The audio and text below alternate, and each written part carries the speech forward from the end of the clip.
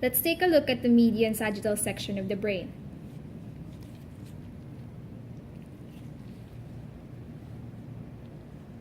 The corpus callosum mentioned on the dorsal side of the brain, which connects the two cerebral hemispheres, is more evident in this section.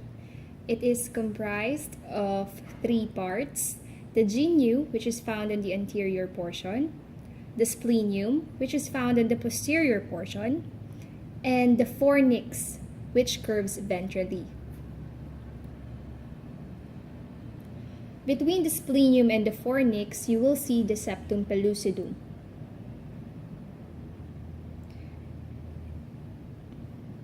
And if you take a look at the other half of the sagittal section of the brain, inside the septum pellucidum is the lateral ventricle.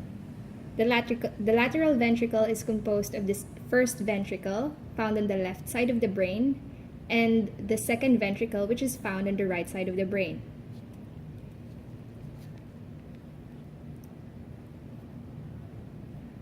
On the terminal portion of the fornix, there is a small round bundle.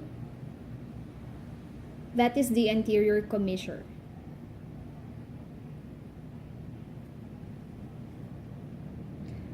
The fornix, anterior commissure, and the lamina terminalis, which extends ventrally to the optic chiasma, form the anterior boundary of a deep but narrow chamber, the third ventricle.